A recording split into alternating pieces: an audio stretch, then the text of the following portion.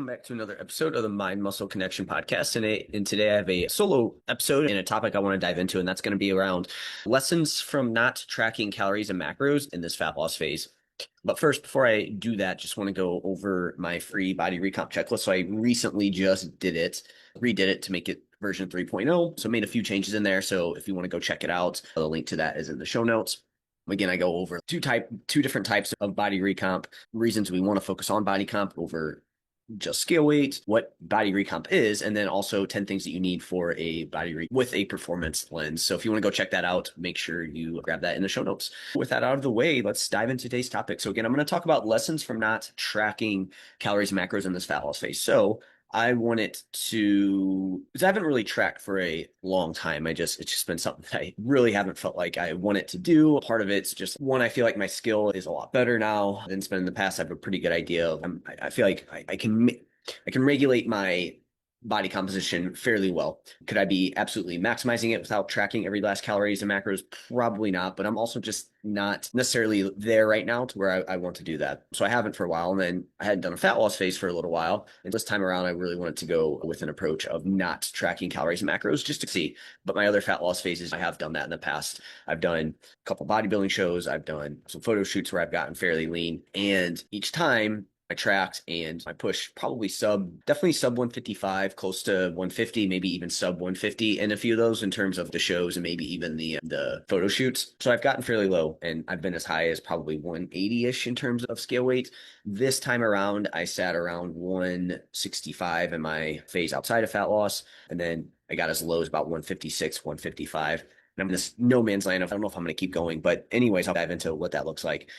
I definitely this time around, based on scale weight and just looking at myself, I haven't gotten as lean as I did in the past, right?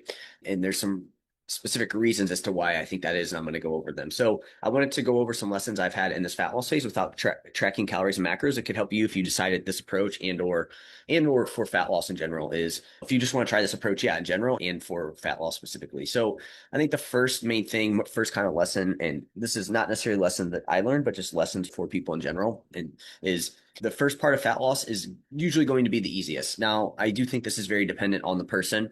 But most people listening to this podcast, like you've probably done a fat loss diet at some point in time. You've tried to manipulate your body weight. You probably lift weights. You move at least a little bit, like exercise is somewhat important to you.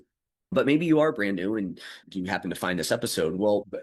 So for most people, though, like the beginning of the fat loss phase is going to be the easiest. The reason being, this is when body fat is the highest, hunger's the lowest, and you just feel the best because you're pretty much, most people are going to be well fueled, whether that's they've been at maintenance or they've been in accidental surplus for extended periods of time. Most of the early drop is water weight, though.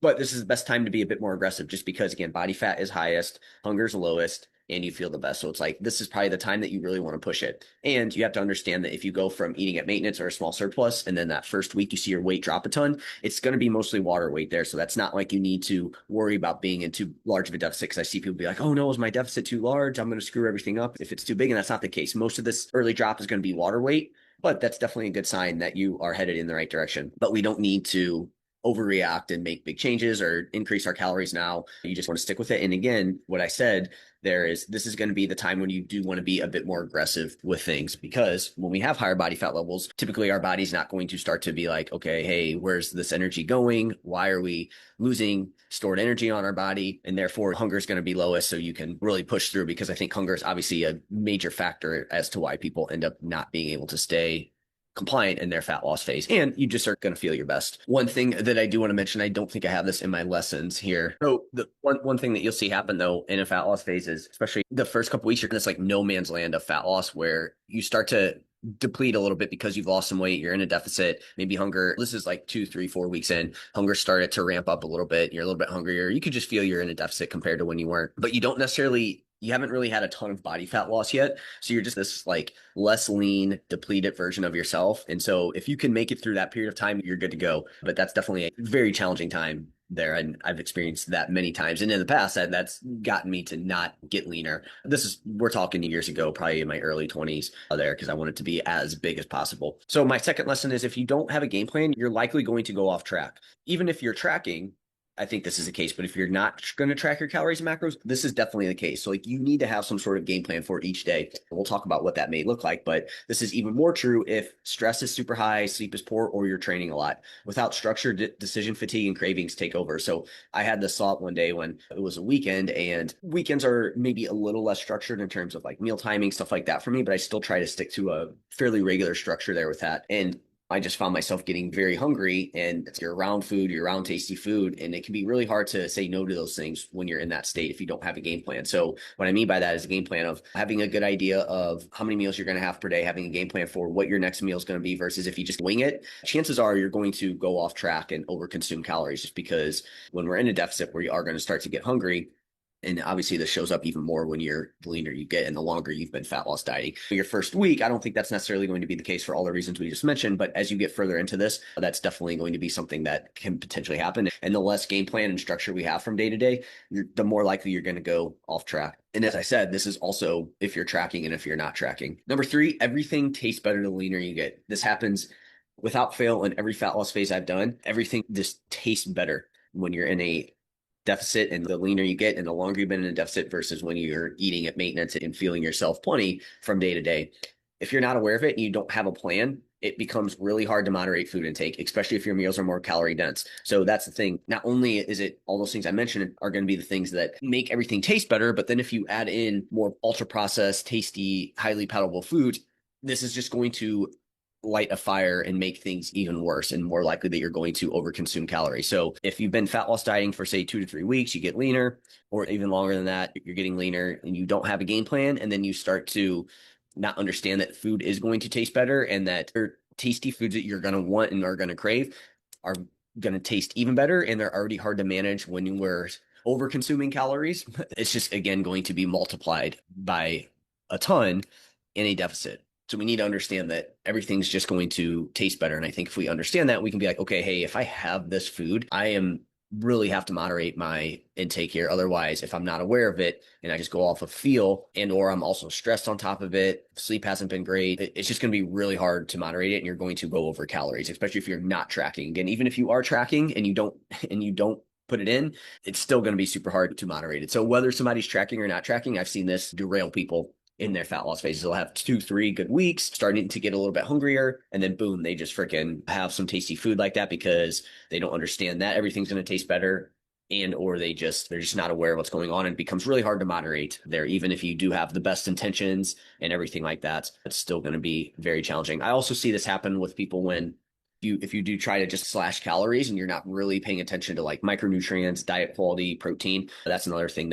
that's where a lot of people spin their wheels when they're trying to drop body fat is they'll just crash diet and then they're super hungry, they're craving tasty food, they get put in an environment where that food's around and then they just can't moderate it. Number 4, if you want to get leaner than you've been before, you're likely going to need to track to get as lean as I've ever gotten. It would have been nice. I'm not saying this, oh no, I would have loved to do that, but this just proved my point that I didn't necessarily, again, if my goal was to get leaner than I've ever been, I would have to do some form of tracking. There's just no way around it. And especially how this kind of fat loss phase has gone on over time, I would just have to track if I want to get if I want to get super shredded. As I said, I didn't need to this time because I ultimately just wanted to get a bit leaner. And I wanted to do this experiment to see how lean I could get by doing it this way. Or it's just going to be a lot slower. I think that's maybe the other takeaway there too, is it could just end up being way slower to get to that point. And I'm already here at this point in this fat loss phase where I woke up this morning, scale weight, look at my average, it was trending down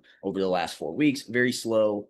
But I had a couple weeks where I took a diet break for some events. Weight came back up from my low before that. And so that extended the fat loss, which I wanted to try anyways. But now that I was doing this, like I have seen my scale weight start to trend down over the last 4 weeks. Like I said, it's been slow. Maybe if I keep up with this, that will continue to happen. But now it's like I'm running into these issues where I'm like, man, I just feel like training is now starting to get impacted a little bit. Now that this kind of mindset has gone on for over 3 months now, I think I'm in week 17 or 18. it's like I'm like, I don't think this is worth it to me anymore. And so I had this thought today, am I going to end it? And this was always my thought. I wanted to end it by the end of September 19th as I'm recording this. And I'm just now more towards leaning, I want to do that. But I am finding myself in this no man's land of fat loss that I always talk about, which is funny there. And this is, to me, this is what happens, right? This is what happens when you do spin your wheels in fat loss and you don't track and things slow down. Like you just start to second guess everything you're doing. Then we prolong the deficit. And that's when you can run into some potential issues there. And that's what I'm seeing is going on here. So at the end of the day, if you want to get leaner than you've been before, you're likely going to need to track to get there. If we want to break new levels, we need to do that. If you just want to match maybe a good amount of leanness from before and you've gotten there before, you probably can get away without tracking that. And so this leads me to my next point. You should track in your first few fat loss phases. You're not going to have the awareness yet to nail it without tracking. We can try, but then you run into these issues that I'm talking about that make it harder. And then you spin your wheels and then you don't feel like it works. And then now we're in the spot where we're just in no man's land of fat loss here. As I said, most people subconsciously eat more more than they think. And it's easy to miss the mark without some data early on. So I do think your first couple fat loss phases, you should track. It's a great tool and it's going to really teach you like, holy crap, okay, I actually need to eat a little bit less than I thought, or maybe you can eat a little bit more than you think. But if we're not getting that data, we're just guessing a bit more there. Number 6, we want to track our biofeedback and scale weight. You want to track your hunger, your stress, your digestion, your energy, your training performance, and anything else that gives you insight. How our clothes are fitting, progress pictures, measurement, etc.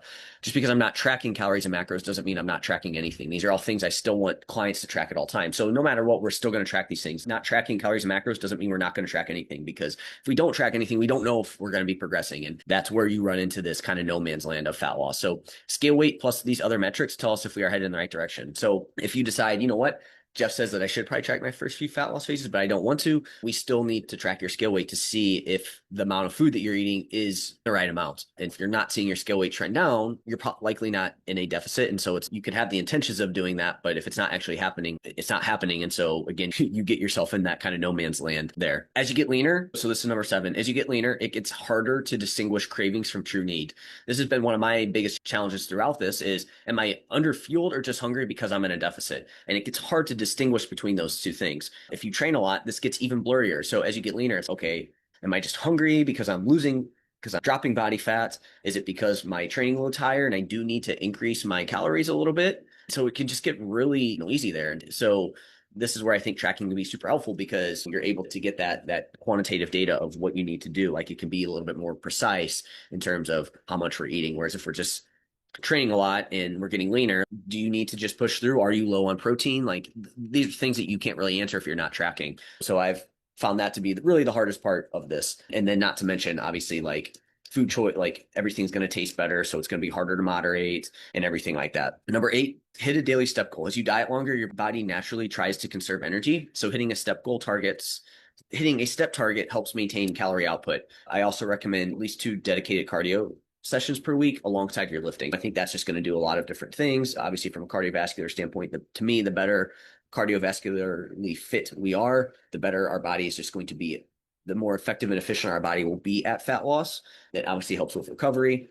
Can be a thing where it adds training stress to your body. And when you're in a deficit, you have to make sure that you're still fueling for that, right? And so this kind of comes back to where I'm saying it gets hard to distinguish between, hey, do you actually need to eat more calories because you're expending a lot more, or are you just hungry? And so that's where that can get challenging. But with a step goal, this helps you ensure that you keep your output up in terms of walking's not going to be something that's going to be as fatiguing as, say, a cardio session. Not that cardio is necessarily super fatiguing either, but walking is going to be one of those things that, if anything, is just going to increase recovery, increase your overall daily energy expenditure without that fatigue cost that something like conditioning or cardio will have. And same thing with weight training. Too much of that stuff, things that are really going to drive adaptation, are going to have some inherent fatigue with them, and you just have to manage it when you're in a deficit. Whereas step goal, you can essentially do as much as you want that's practical and feasible within your time constraints there. And ultimately that just comes down to, that's really the only constraint with that is time. It can be time consuming to get more than 10 to 12,000 steps per day if you also have